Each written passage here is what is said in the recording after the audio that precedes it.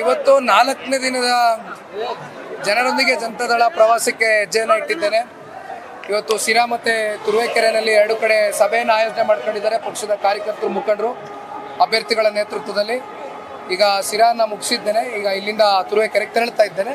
ಒಟ್ಟಾರೆಯಾಗಿ ಎಲ್ಲರೂ ಭಾಳ ಉತ್ಸಾಹತೆಯಿಂದ ಹೆಜ್ಜೆ ಹಾಕ್ತಾ ಇದ್ದಾರೆ. ಈ ಮೆಂಬರ್ಶಿಪ್ ಡ್ರೈವ್ನ ಯಶಸ್ವಿಗೊಳಿಸಬೇಕು ಅಂತಕ್ಕಂಥ ತೀರ್ಮಾನ ಮಾಡಿದ್ದಾರೆ.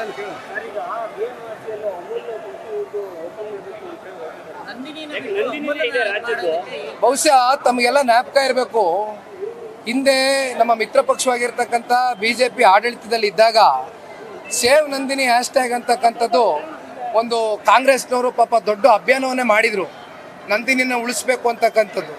ಆದರೆ ಬಹುಶಃ ಇವತ್ತು ಪಾಪ ಅಧಿಕಾರಕ್ಕೆ ಬಂದ ಮೇಲೆ ಇವತ್ತೇನು ನಮ್ಮ ರೈತರುಗಳು, ನಮ್ಮ ಕನ್ನಡಿಗರ ಈ ಒಂದು ಹೆಮ್ಮೆಯ ನಂದಿನಿ ಇದೆ, ಇದನ್ನು ಇವತ್ತು ಕಡೆಗಾಣಿಸಿ ಇವತ್ತು ಬೇರೆ ಬೇರೆ ಅಮೂಲಿಗೆ ಅವ್ರಿಗೆ ಗುತ್ತಿಗೆ ಕೊಟ್ಕೊಡ್ತಕ್ಕಂಥದ್ದಕ್ಕೆ ಇವತ್ತು ಮಾಡಿರ್ತಕ್ಕಂಥ ವ್ಯವಸ್ಥೆ ಅಂತಕ್ಕಂಥದ್ದು ಭಾಳ ಸ್ಪಷ್ಟವಾಗಿ ಗೋಚರಿಸ್ತಾ ಇದೆ. ಅದರಲ್ಲಿ ಯಾವುದೇ ಅನುಮಾನಗಳಿಲ್ಲ. ಹಾಗಾಗಿ ಇವತ್ತು ಇದಕ್ಕೆ ಈ ರಾಜ್ಯದ ಪಾಪ ಉಪಮುಖ್ಯಮಂತ್ರಿಗಳ ತಮ್ಮ ಇವತ್ತು KMFನ ಅಧ್ಯಕ್ಷರಾಗಿದ್ದಾರಲ್ಲ, ಅವರೇ ಉತ್ತರ ಕೊಡಬೇಕು. ಇದಕ್ಕೆ ಕೈಯಲ್ಲಿ ಹಾಲಿನ ಪ್ಯಾಕೆಟ್ ಇಟ್ಕೊಂಡು ಫೋಟೋ ಕೊಟ್ಟರೆ ಆಗೋದಿಲ್ಲ. ನಂದಿನಿನ ಉಳಿಸ್ಬೇಕು. ಪಾದಯಾತ್ರೆ ಮಾಡಿ ಮತ್ತೆ ಪಕ್ಷ ಸಂಘಟನೆ ಮಾಡುವಂತಹ ಉದ್ದೇಶ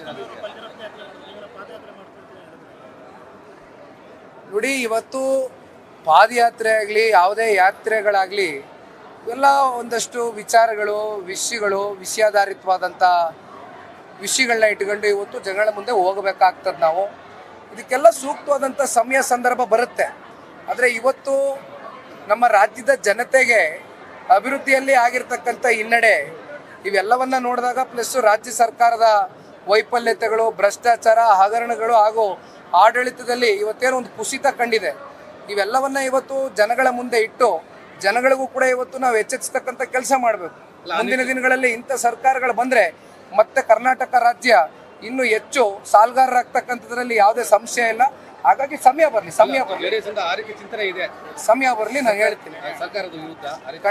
ಖಂಡಿತವಾಗ್ಲೂ ಬೀದಿಗಿಳಿತೀವಿ. ನಾವು ಮನೇಲಿ ಕೂತ್ಕೊಂಡು ರಾಜಕಾರಣ ಮಾಡ್ತಕ್ಕಂಥ ಪಕ್ಷ ಅಲ್ಲ, ಬೀದಿಗಿಳಿತೇವೆ. ಪ್ರತಿ ಹಳ್ಳಿಗೆ ಹೋಗ್ತೇವೆ, ಪ್ರತಿ ಕನ್ನಡಿಗನ್ನ ರೀಚ್ ಔಟ್ ಮಾಡ್ತೇವೆ. ಅಲ್ಲ, ಈಗ ವೇದಿಕೆಯಲ್ಲಿ ಒಂದು ಮಾತು ಹೇಳಿದ್ರಿ, ನಮ್ದು ಜಾತ್ಯತೀತ ಪಕ್ಷ ಅಂತ. ಅದ್ರ ಜೊತೆಗೆ ಮುಸಲ್ಮಾನರು ವೋಟ್ ಹಾಕಿಲ್ಲ, ಹಾಗಾಗಿ ಅವ್ರ ಮೇಲೆ ಬೇಜಾರಿಲ್ಲ ಅನ್ನೋ ರೀತಿ ಹೇಳಿದ್ರಿ. ಅಲ್ಲ, ನಾನು ಯಾವುದೇ ಧರ್ಮದ ವಿಚಾರವಾಗಿ ಪ್ರಸ್ತಾವನೆ ಮಾಡಲಿಲ್ಲ. ಅಲ್ಲಿ ನಾನು ಹೇಳಿದ್ದೇನು, ಎಲ್ಲ ಜಾತಿ ಧರ್ಮ ಸಮುದಾಯಗಳನ್ನ ಜಾತ್ಯತೀತ ಮನೋಭಾವದಿಂದ ನಮ್ಮ ಪಕ್ಷ ಅಪ್ಕೊಂಡಾಗಿದೆ. ಹಾಗಾಗಿ ಯಾವುದೋ ಒಂದು ಸಮುದಾಯ ಅಥವಾ ಯಾವುದೋ ಒಂದು ಧರ್ಮ ನಮ್ಮ ಜೊತೆಯಲ್ಲಿ ಚುನಾವಣೆ ಸಂದರ್ಭದಲ್ಲಿ ನಿಲ್ಲಿಲ್ಲ ಅಂತಕ್ಕಂಥದ್ದಾದಾಗ ಅದನ್ನು ನಾವು ವಿಮರ್ಶೆ ಮಾಡ್ಕೊಳ್ಬೇಕಾಗ್ತದೆ ಹೊರತುಪಡಿಸಿ ಅದನ್ನು ನಾವು ಬೇರೆ ರೀತಿ ಮಾತನಾಡ್ತಕ್ಕಂಥದ್ದು ನಿಜಕ್ಕೂ ಕೂಡ ಈ ಪಕ್ಷ ಎಂದೂ ಮಾಡಿಲ್ಲ. ವಿಶ್ವಾಸ ತಗೊಳ್ಳುವಂತ ಕೆಲಸ. ಇದು ಜಾತ್ಯತೀತ ಪಕ್ಷ. ಇಲ್ಲಿ ಮುಸಲ್ಮಾನರದ್ದು ಒಂದೇ ಪ್ರಶ್ನೆ ಅಲ್ಲ, ಇಲ್ಲಿ ಎಲ್ಲ ಸಮಾಜ, ಧರ್ಮ, ಸಮುದಾಯಗಳನ್ನ ಮನುಷ್ಯತ್ವದ ರೂಪದಲ್ಲಿ ನೋಡ್ತಕ್ಕಂಥ ಒಂದು ಗುಣ ಜನತಾದಳ ಪಕ್ಷದ ನಾಯಕರಿಗೂ ಇದೆ, ಕಾರ್ಯಕರ್ತರಿಗೂ ಇದೆ. ಮುಂದುವರಿಸ್ತೇವೆ, ಎಲ್ಲರನ್ನೂ ವಿಶ್ವಾಸ ತಗೊಂಡು ಹೋಗ್ತೇವೆ.